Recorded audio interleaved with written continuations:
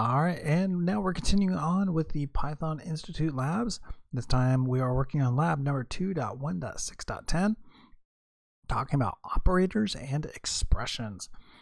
This one is a little bit more in my wheelhouse as far as working with math. We get to do some fun things with math that you probably would never have figured out how to do before, so it's a great opportunity to start working with it. Let's go ahead and see.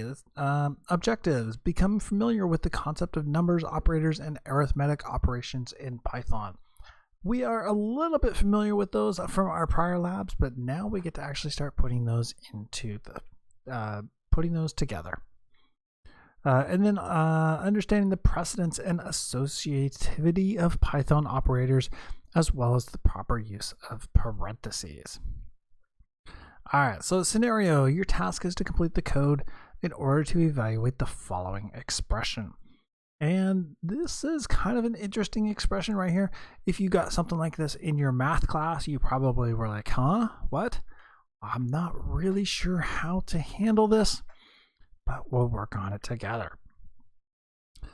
Let's see, so the result should be assigned to y. So we're going to create a variable called y. We'll start off with a variable called x, and then we'll have a variable called y, and we will assign the value of this right here to y. Be careful, watch the operators, and keep the priorities in mind. Don't hesitate to use as many parentheses as needed. So you can use additional variables to shorten the expression, but it's not necessary, and then test your code carefully. And this is really nice, the fact that they give us multiple sets of sample input with some expected output. So we'll be able to test this and make sure it evaluates properly. All right, so let's talk about this scenario right here, and let's talk a little bit about how math works in Python and many programming languages altogether. First off, if I was to give you the math expression, I always enjoyed doing this to some of my math students. Let's see, 1 plus 2 times 3, and then I would ask you what the answer was. Several of you would come up with the answer of 9. And several of you would say, no, that's not correct. That's not 9, it's 7. And so the question comes out, how do you figure out 9 versus 7? And it really comes down to the order of operations. If you simply read this left to right, you go 1 plus 2 equals 3 times 3, 3 times 3 is 9, but that's incorrect. What actually happens is the order of operations says go ahead and multiply and divide first. So 2 times 3 is 6. Then add and subtract, which is 7. But that order of operations can actually be changed by utilizing what's our parentheses. Parentheses in maths mean do this first. So in this case, with those parentheses there, we're actually saying add 1 plus 2. Then multiply it times 3, in which case 9 is in fact the correct answer. So by utilizing parentheses, we can start configuring the way that things are being added and subtracted in our program. Python works exactly the same way as this. So we could start looking at this down here, and what we want to do is we actually want to start with the bottom section right here and then work our way up. And you'll see how that works as we go through it. So we'll start off with just this small section right here. X plus 1 over x. So let's see, they said that we want to use the variable called y, so we'll start off with simply a y equals. So we'll have a value of x up here, maybe that's 1. So we want to have, let's say if that was 1, so we want the y to equal 1 plus 1 over 1. Now if you're familiar with how fractions work, 1 over 1 equals 1, therefore y should be 2 for just that one small portion there. So let's do that as far as with parentheses. So if we were to do it with simply x, then we would say y equals x plus, and then possibly some parentheses over here, 1 over x. And that would be this right here. In fact, we don't even need these parentheses because the order of operations takes care of that for me. So that one small section right there would simply be x plus 1 over x. So let's start that out. So y equals x plus, plus 1 over x. So that code right there is this bottom chunk of the x plus 1 over x. And you can kind of see how that makes sense. Here we've got the slash, and then there we've got the slash. So they pretty much line up. Now, I said that we want to do this section before we do that section, which means we need to put some parentheses around this. So if we have x plus 1 over x, and we put parentheses around it before we do the next step, then we have simply, well, x plus 1 over x. That kind of looks like that. And it kind of is. So let's do that. Let's go ahead and type in some parentheses first off. Awesome, it filled out the parentheses for me. So then x plus 1 over, and that should be this right here, all taken care of. Again, we've got the bottom section right here inside the parentheses. We then have the rest of it outside the parentheses. Awesome. Well, we still have some more stuff above that, which means we now need to put this whole thing inside the parentheses and then pretty much do the same thing. In fact, let's see.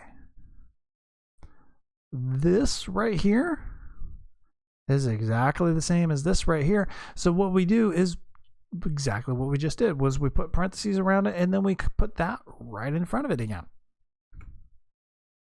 Okay, well, let's check it out. So again, we'll start off with parentheses, and I start with parentheses both before and after because I tend to forget those.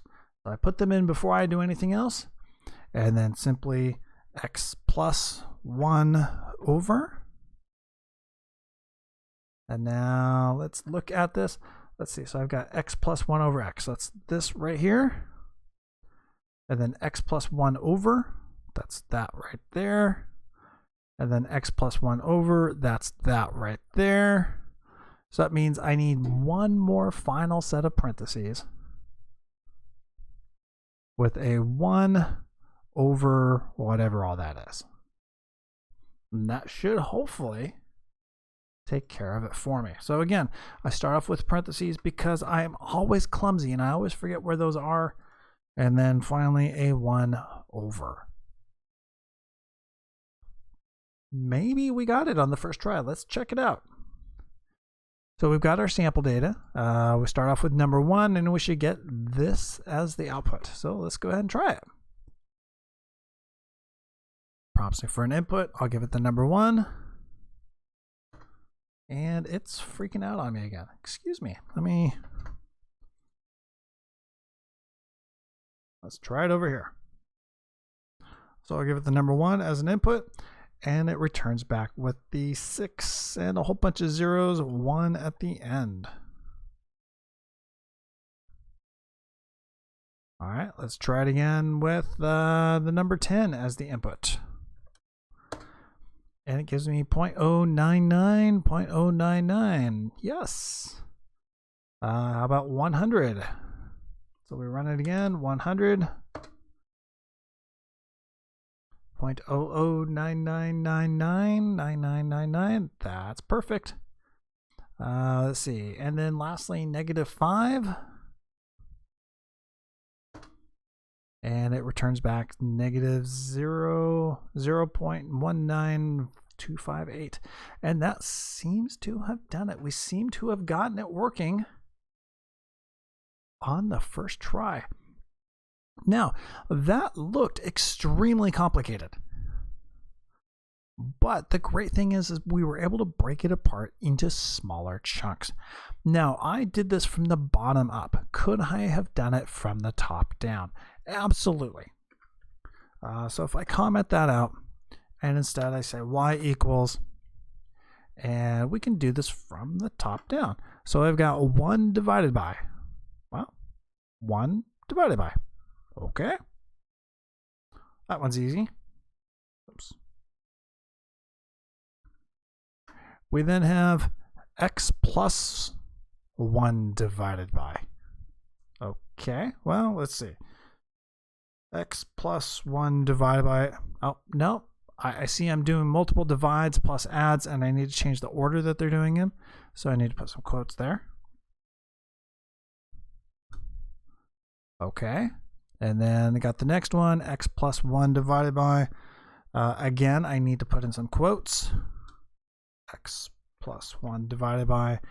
And let's see, do I have the right number of closing quotes? I have to count these. 1, 2 opening quotes, 1, 2 closing quotes. Okay. Let's see, so that was, so we did that. We did that. We did that. Now I need that. Right?